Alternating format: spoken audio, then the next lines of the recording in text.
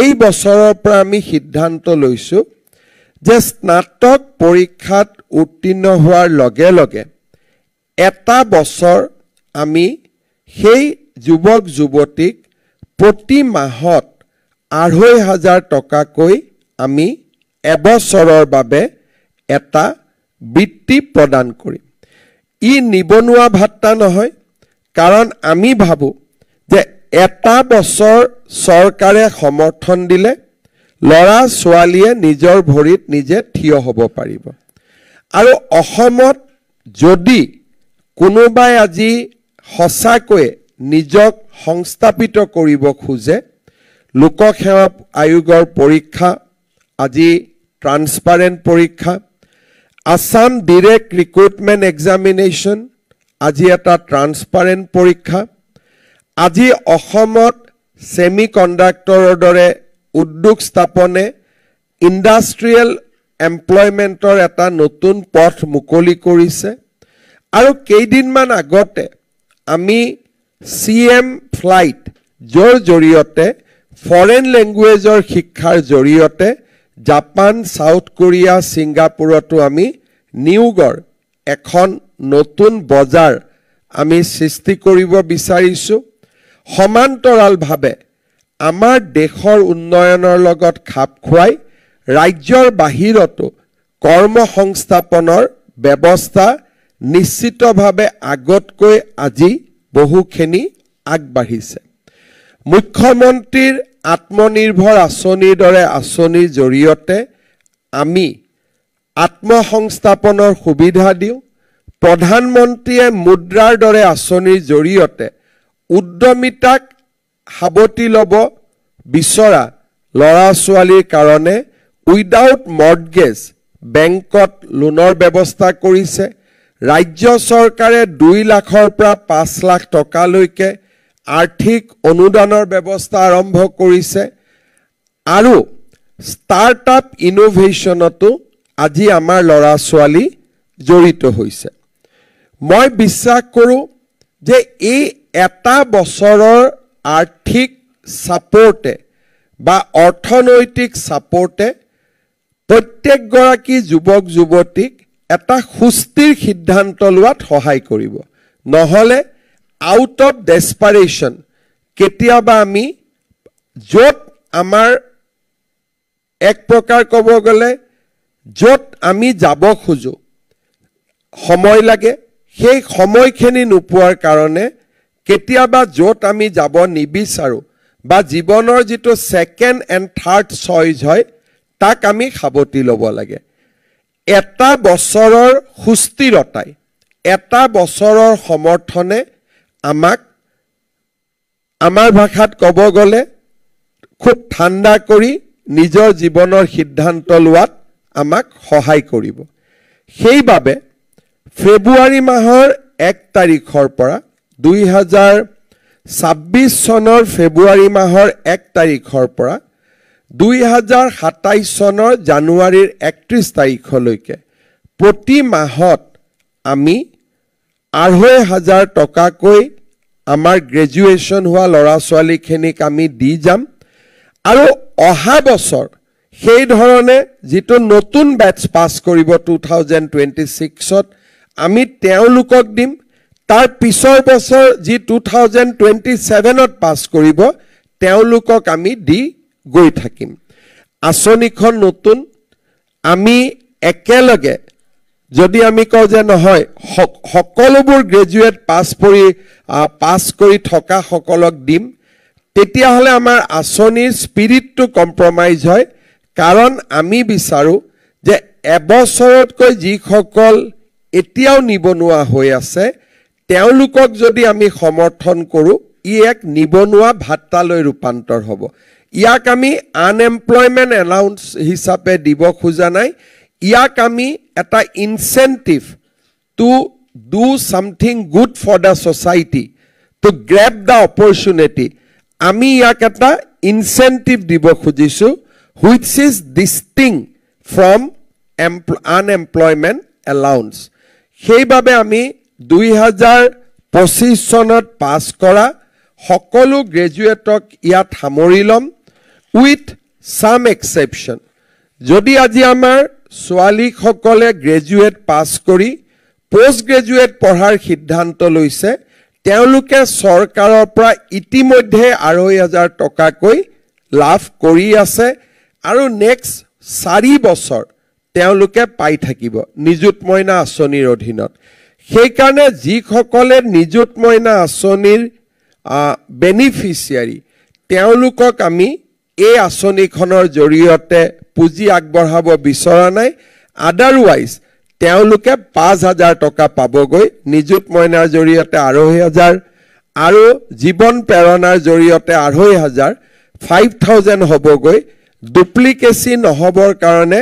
আমি নিযুত মইনা আঁচনিৰ অধীনত যিসকলে ইতিমধ্যে চৰকাৰৰ পৰা ২৫০০০ টকাকৈ পোৱা আৰম্ভ কৰিছে তেওঁলোক এই আঁচনিখনৰ বাবে আমি তেওঁলোকক বিবেচনা কৰিব খোজা নাই দ্বিতীয়তে যিসকলে প্ৰাইভেট ইউনিভাৰ্চিটিত পঢ়ে ৰয়েল গ্লোবেলে হওক ডাউনটাউন ইউনিভাৰ্চিটি হওক আমি বৰ্তমান ধৰি লৈছো যে তেওঁলোকৰ পিতৃ মাতৃৰ এটা আৰ্থিক স্থিতি আছে লৰা ছোৱালীক সহায় কৰিবৰ বাবে এই বছৰ আমি তেওঁলোকক আঁচনিত অনা নাই কিন্তু ভৱিষ্যতে প্ৰয়োজন হলে আমি শংকৰদেৱ ইউনিভাৰ্চিটি হওক বা প্ৰাগজ্যোতিষ ইউনিভাৰ্চিটি হওক কৃষ্ণগুৰু আধ্যাত্মিক মহাবিদ্যালয় হওক যিখিনি সামাজিক ক্ষেত্ৰৰ বিশ্ববিদ্যালয় আছে অৰ্থাৎ যিসমূহ আউনিআটি সত্ৰৰ বিশ্ববিদ্যালয় আছে যিখিনি প্ৰফিট নোহোৱা বিশ্ববিদ্যালয় আছে বা সামাজিক সংগঠনে স্পন্সৰ কৰা বিশ্ববিদ্যালয় আছে তেওঁলোকক আমি অনাগত দিনত বিবেচনা কৰাৰ কথা আমি নিশ্চয় চিন্তা কৰিম ইয়াৰ পিছত যাৰ পিতৃ মাতৃ চৰকাৰী চাকৰিয়াল তেওঁলোকক আমি এই আঁচনিত নলওঁ কিন্তু চতুৰ্থ বৰ্গৰ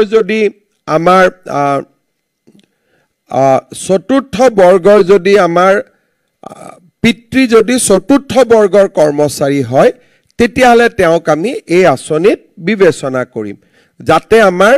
চৰকাৰতো যিগৰাকী চতুৰ্থ শ্ৰেণীৰ কৰ্মচাৰী যিহেতু ইমান দৰমহা নাপায় তেওঁলোকৰ সন্তানক এই আঁচনিৰ ক্ষেত্ৰত আমি ডেফিনেটলি কনচিডাৰ কৰিম স্বাভাৱিকভাৱে মন্ত্ৰী বিধায়কৰ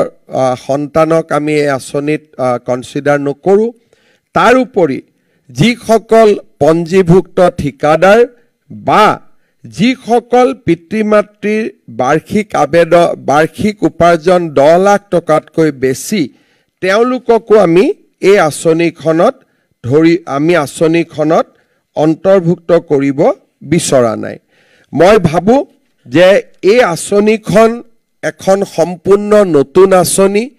কোনো ৰাজ্যত কেতিয়াও প্ৰণয়ন নকৰা এখন নতুন আঁচনি ই আমাৰ ছাত্ৰ ছাত্ৰী যুৱক যুৱতীসকলক এটা আশাৰ প্ৰেৰণা যোগাব আঁচনিখন যে খুব প্ৰয়োজনীয় তাক মই কেনেকৈ অনুভৱ কৰিছো যোৱা মাহত মই যেতিয়া বিটিসি ইলেকশ্যনত ব্যস্ত আছিলো বা আজি যোৱা কেইটামান দিনতো মই যেতিয়াই ৰাজহুৱা সভা কৰিব গৈছো কোনোবাজন নহয় কোনোবা যুৱকে মোক আহি সুধিছে যে স্যাৰ জীৱন প্ৰেৰণা আঁচনিখন কেতিয়া লঞ্চ কৰিব তাৰ মানে এই আঁচনিখন ইতিমধ্যে লঞ্চ নকৰাৰ আগতেই ই জনপ্ৰিয় হৈছে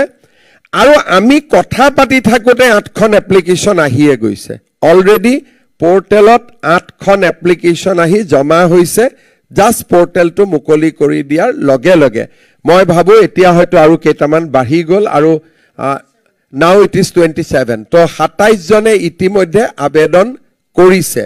তাৰ মানে আমি বুজি পাওঁ যে এই আঁচনিখনৰ কিমান প্ৰয়োজনীয়তা আছিল কিছুমান আঁচনি চৰকাৰে ভোটৰ কাৰণে দিয়ে যে এই আঁচনি দিলে আমি ভোট পাম কিন্তু কিছুমান আঁচনি আউট অফ নেসেসিটি জন্ম হয় যে ই প্ৰয়োজন আৰু এই আঁচনিখন নহলে আমি চলিব নোৱাৰিম এই ধৰণৰ মই ভাবো যে ইন ডেজ টু কাম এই আঁচনিখন এটা নেসেসিটি লৈ ৰূপান্তৰ হ'ব কাৰণ গ্ৰেজুৱেট পাছ কৰাৰ পিছত লৰা ছোৱালীয়ে দেউতাকক টকা পইচা খুজিব খুব টান পায় আৰু আমি যিহেতু সকলোৱে সেই ফেজটোৰ মাজেৰে আহিছোঁ সো আমি তাক অনুভৱ কৰিব পাৰোঁ মই আশা কৰিম যে আমি নৱেম্বৰ মাহৰ ভিতৰত আবেদনৰ প্ৰক্ৰিয়া আমি শেষ কৰিম ডিসেম্বৰত আমি কলেজ ইউনিভাৰ্সিটিৰ ভিতৰত ভেৰিফিকেশন কৰিম জানুৱাৰীৰ এণ্ডত নহলে ফেব্ৰুৱাৰীত আমি এই পুঁজি দিব আৰম্ভ কৰিম বা যেতিয়া আমি নিদিও কিয় ইট উইল বি ফৰ 1 ইয়াৰ আৰু এবছৰৰ কাৰণে আমি দিম গতিকে ইৰেসপেক্টিভ অফ দা ফ্যাক্ট যে কেতিয়া আমি আৰম্ভ কৰিম আমি এবছৰৰ কাৰণে পাম অহা বছৰক আমি ইয়াৰ ইমপ্লিমেন্টেশনৰ মাহটো আৰু অলপ আগুৱাই দিব পাৰিম যাতে পাস কৰাৰ লগে লগে লৰা ছোৱালীখিনিয়ে এই সুবিধা পাব পাৰে মই পুনৰ এবাৰ অসমৰ সকলো এই বছৰ 2025 চনত স্নাতক পাস কৰা সকলো যুৱক যুৱতীলৈ মই অভিনন্দন জনাইছো আৰু মুখ্যমন্ত্ৰী জীৱন প্ৰেৰণা আঁচনিখনত অন্তৰ্ভুক্ত হ'বলৈ আহ্বান জনাইছো ইয়াত কোনো সিলেকশন নাই যে অমুকক দিম তমুকক দিম it is a universal scheme exclusion criteria খেনিক বাদ দি বাকি আমি সকলোকে আঁচনিখনত লম অসমৰ বাহিৰত যদি কোনোবাই আজি কাম কৰি পঢ়িব গৈছে বা দিল্লীত থাকি আইএছৰ কাৰণে প্ৰিপেয়াৰ কৰিছে কৰবাত থাকি ইন্টাৰভিউৰ কাৰণে প্ৰিপেয়াৰ কৰি আছে অসমত নাথাকিলেও অসমৰ